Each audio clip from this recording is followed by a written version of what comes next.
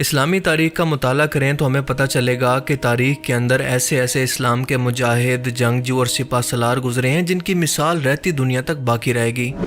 मौला अली रज़ी अल्लाह तआला अन्हु, हज़रत उमर रज़ी अल्लाह तआला अन्हु, हज़रत खालिद बिन वलीद रज़ी अल्लाह तआला अन्हु, अबू उबैदा इब्न जराह और सलाहुद्दीन अय्यूबी इसकी सबसे बेहतरीन मिसाल हैं।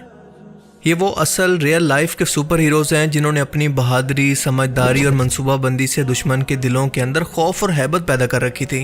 मगर अफसोस कि आज हमारी मुस्लिम नौजवान नस्ल ज़्यादातर इनकी लाइफ स्टोरी के बारे में जानना तो दूर की बात, इनके नाम तक से वाकिफ़ नहीं है, क्योंकि इस नौजवान नस्ल ने आज अपना दिमाग इस साइंस फिक्शन हॉलीवुड फिल्म्स और इनके अंदर मौजूद फर्जी सुपर हीरोज़ और खुदाओं के हवाले कर दिया है, जिन्होंने ना सिर्फ एक सोचे समझे मंसूबे के तहत ना सिर्फ इन्हें इनकी तारीख से बदजन कर दिया है, बल्कि इनके दिमागों के अंदर मौजूद खुदा के कॉन्सेप्ट को ही बदल कर इन्हें लादीनियत की तरफ लेकर जा रहे हैं। खुदा के वजूद को ही मजाक बना दिया गया है।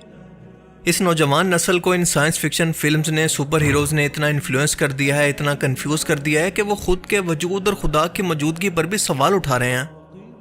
मार्वल स्टूडियोज़ ख़ास तौर पर इस एजेंडा पर दिन रात काम कर रहा है और ये इस इंटरनेशनल एजेंडा पर काम कर रहा है जिसके मुताबिक कुर्बे क़यामत के नज़दीक सबसे बड़े फितने दज्जाल या झूठे मसीहा की आमद से पहले ज़्यादा से ज़्यादा लोगों को खुदा से बदजन करके इनको लादीन बना दिया जाए। और जब ऐसा हो जाएगा तो यही नौजवान नस्ल किसी ऐसे झूठे मसीहा या सुपर हीरो को अपना सेवियर, अपना बचाने वाला मानकर इसकी बाकायदा इबादत करने लगेंगे, जैसे आज भी ये नौजवान नस्ल इन सुपर हीरोज़ के क्रेज़ में पागल हो चुकी है। यहाँ तक कि सर्जरीज करवाकर इनके जैसा बनने की कोशिश करती है, इनकी एक झलक की दीवानी है। इसी तरह से जब ये ब्रेन वॉश यूथ आसमान के अंदर मौजूद अपने मसीहा को इसी सुपर पावर के साथ देखेगी जो कि सिर्फ खुदा के लिए मंसूब है, तो सब कुछ छोड़कर इसके पीछे चल पड़ेगी और ये रास्ता इनको तबाही की तरफ लेकर जाएगा, हमेशा की तबाही की तरफ। ये मंसूबा कई दहाइयों बाद आहिस्ता आहिस्ता इस नौजवान नस्ल के अंदर इंजेक्ट किया जा रहा है और इसीलिए आप देखते हैं कि इन सुपर हीरोज़ के लिए गॉड यानी खुदा का लफ्ज़ इस्तेमाल किया जाता है, जिसकी सबसे अच्छी मिसाल थॉर यानी तूफान का देवता है। और ये कैरेक्टर बेस करता है नॉर्स मैथोलॉजी पर, जो कि नॉर्वे, स्वीडन, डेनमार्क और आइसलैंड जैसे मुल्कों के अंदर बुत परस्तों के यहाँ मशहूर थी। इन कहानियों के मुताबिक ओडिन नाम का एक खुदा जो कि खुदाओं का चीफ था और इसके बेटे का नाम था थॉर। इनका घर एसगार्ड ज़मीन से कलरफुल ब्रिज से जुड़ा था जिसका नाम था बायफ्रॉस्ट, और ये खुदा बाकी दुनियाओं की हिफाजत करने वाले थे और इंसानों की हिफाजत करना भी इनके ज़िम्मे था। लेकिन इस फिल्म थॉर के पहले पार्ट के अंदर हम एक ऐसा सीन देखते हैं जो कि हमें तमाम बड़े इब्राहिमिक रिलीजन के अंदर खुदा यानी अल्लाह की ज़ात, शैतान और आदम अलैहिस्सलाम के लिए देखने को मिलता है, जिसके मुताबिक अल्लाह ने शैतान को सबसे बेहतरीन मखलूक बनाया था और इसे तमाम मखलूक़ात पर इस वजह से बरतरी दी थी कि इसके पास फ्री विल थी, यानी अपनी मर्जी से सोच समझ कर फैसला करना। इसका इख्तियार सबसे पहले इसी जिन्नात की मखलूक को दिया गया। लेकिन जब इसी इब्लीस ने तकब्बुर के अंदर अल्लाह के हुक्म की नाफरमानी की यानी आदम अलैहिस्सलाम को सजदा ना किया, तो उससे ये एजाज़ छीनकर इसे सज़ा के तौर पर ज़मीन पर भेज दिया गया। सेम यही कॉन्सेप्ट आपको थॉर मूवी के अंदर भी देखने को मिलेगा, थोड़ी बहुत चेंजिंग के साथ।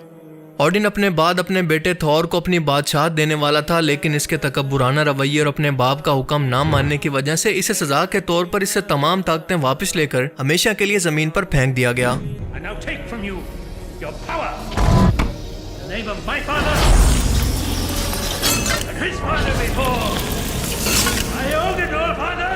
Cut you out. इस फिल्म के आखिरी सीक्वल के अंदर तो कुफ्र की हद कर दी गई है, क्योंकि खुदा के कॉन्सेप्ट को ऐसे दिखाया गया है जैसे ये कोई मजाक की चीज़ हो या फिर कोई मस्खरा हो। देखने वाले लोगों को इस लफ्ज़ की डेफिनेशन और खुदा के किरदार से बदजन कर दिया गया है, क्योंकि एक सीन के अंदर हमें दिखाया जाता है कि इंसानों की तरह दिखने वाले साइज के अंदर बड़े खुदा कितने खुद गर्ज हैं। वो सिर्फ और सिर्फ अपने बारे में सोचते हैं। इंसानों को पैदा करने का मकसद इनके लिए सिर्फ ये था कि वो अपनी हमेशा के लिए इबादत करवा सकें। इसके अलावा इंसानों की ज़िंदगी का कोई मकसद नहीं और ना ही आखिरत के अंदर मरने के बाद इनके लिए कोई अजर है। ये सिर्फ और सिर्फ एक धोखा है। इसके अलावा हमें दिखाया जाता है कि हर एक खुदा का अलग स्टेटस है, कोई छोटा है तो कोई बड़ा, कोई किसी खास काम के लिए खुदा है तो कोई किसी खास ताकत का हामिल। जैसा बुत परस्तों के यहाँ कॉन्सेप्ट पाया जाता है कि कोई ताकत का खुदा है तो कोई खूबसूरती का, कोई जहानत का तो कोई तबाही का।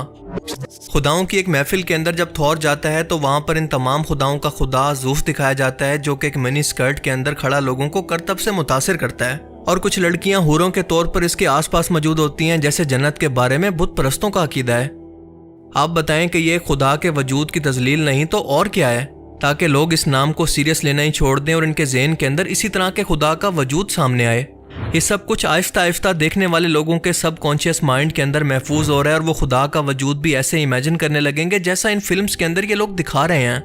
इन फिल्म्स के कॉन्सेप्ट के मुताबिक खुदा शराबी भी हैं, जालिम भी, जानी भी, खुद गर्ज भी, और ये खाते पीते भी हैं, मरते भी हैं और इनकी औलाद भी होती है।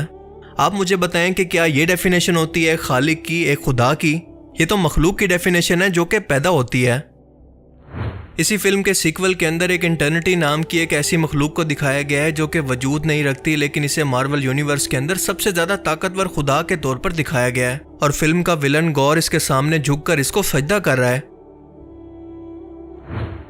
मार्वल की एवेंजर्स एंड गेम के अंदर विलन थैनोस एक सीन के अंदर कहता है कि मैंने 6 इन्फिनिटी स्टोन्स या फिर जादुई ताकतों के पत्थर को हासिल करके अपनी उंगली के इशारे से इस पूरी कायनात को खत्म करना है और इसके बाद मैं अपनी खुद की एक नई कायनात, एक नई यूनिवर्स बनाऊंगा जिसके अंदर लोग मेरी इबादत करेंगे, मेरी पूजा करेंगे। इस नई मखलूक को कभी पता ही नहीं चलेगा कि इसको खत्म करने वाला भी दरअसल मैं ही था। यानी इस सीन के जरिए इनडायरेक्टली ये चीज़ अल्लाह की तरफ मंसूब की जा रही है कि ये कायनात भी ऐसे किसी इंसान और जानवर जैसी मखलूक ने इनडायरेक्टली किसी इन्फिनिटी स्टोन्स जैसी किसी ताकत से बनाई है। खुदा का खुद इसके अंदर कोई अमल दखल नहीं। इस तरह के कॉन्सेप्ट आहिस्ता आहिस्ता देखने वालों का ईमान अल्लाह की ज़ात पर कमज़ोर करते हैं और एक टाइम आ जाता है कि वो लोग एथियस्ट बन जाते हैं। इसीलिए मार्वल ने अपनी एक अलग सिनेमैटिक यूनिवर्स ही बना रखी है और इन्होंने इस कायनात की बनावट जो कि खुदा की मौजूदगी का सबसे बड़ा फिंगरप्रिंट है, इसकी मौजूदगी का सबूत है, इसकी ताकत, इसकी अजमत की गवाही देती है, इसको लोगों के ज़हन से निकालने के लिए इस पर काम शुरू कर रखा है।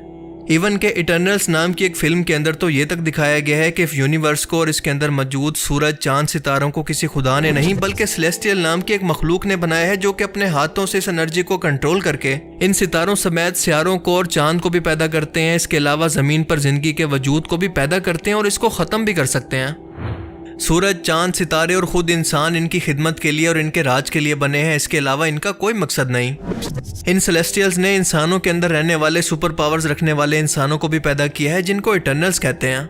इन्हीं इटर्नल्स ने ज़मीन पर आकर सेलेस्टियल के हुक्म पर इंसानों को तरक्की करने के अंदर मदद की, इनको गारों से निकाल कर इल्म ट्रांसफ़र किया और जदीद सोसाइटीज़ बनाने के अंदर इनकी मदद की जो कि आज हम देखते हैं।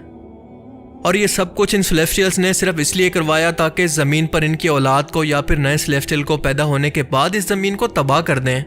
यानी इस कायनात की असल मालिक और इंसानों को पैदा करने वाली यही मखलूक है जिसे इनकी कोई परवाह नहीं। अब आप ज़रा सोचें कि ये कॉन्सेप्ट, ये माइंड प्रोग्रामिंग एक आम इंसान के जहन को किस कदर मुतासिर कर रही होगी। बिल्कुल इसी तरह से guardian of the Galaxy film के एक सीन के अंदर हम ईगो नाम के एक सेलेस्टियल को देखते हैं जो कि कहता है कि मेरे पास कायनात की बनावट के वक्त सिर्फ एक दिमाग था, कॉन्शियसनेस थी, मेरा कोई जिस्म नहीं था, लेकिन मैंने खुद ने एक एक एटम को इकट्ठा करके खुद का प्लेनेट, एक अलग दुनिया बना लिया है।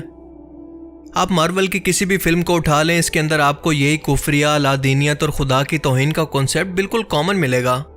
लेकिन अफसोस कि अपनी इंटरटेनमेंट के चक्कर के अंदर लोगों को इस बात तक का एहसास नहीं कि वो खुद को और अपने बच्चों के ज़हन के अंदर कितना बड़ा लादीनियत का जहर डाल रहे हैं जो उनकी अगली नस्लों को भी ट्रांसफ़र होगा। अगर आप इस सब से खुद भी बचना चाहते हैं और अपने बच्चों को भी बचाना चाहते हैं तो सबसे पहले ऐसी फिल्म्स को देखना छोड़ दें और इसके बाद खुद को और अपने बच्चों को असल इस्लामी तारीख पढ़ने का मौका दें। इन साइंस फिक्शन फिल्म्स के मुकाबले में इनको उमर शरीफ दिखाएं, हज़रत यूसुफ अलैहिस्सलाम की ज़िंदगी पर बने ड्रामे को दिखाएं और इसके अलावा असहाबे काफ की ज़िंदगी पर मौजूद ड्रामा शरीफ दिखाएं ताकि इनका ईमान ताज़ा हो और वो अपनी तारीख को पहचान सकें। वो इस फिक्शन की दुनिया को छोड़कर हकीकत की दुनिया में वापस आ सकें। ये इनकी दुनिया और आखिरत दोनों का सवाल है। अल्लाह ताला हमें समझने की और नेक अमल करने की तौफीक अता फरमाए। आमीन।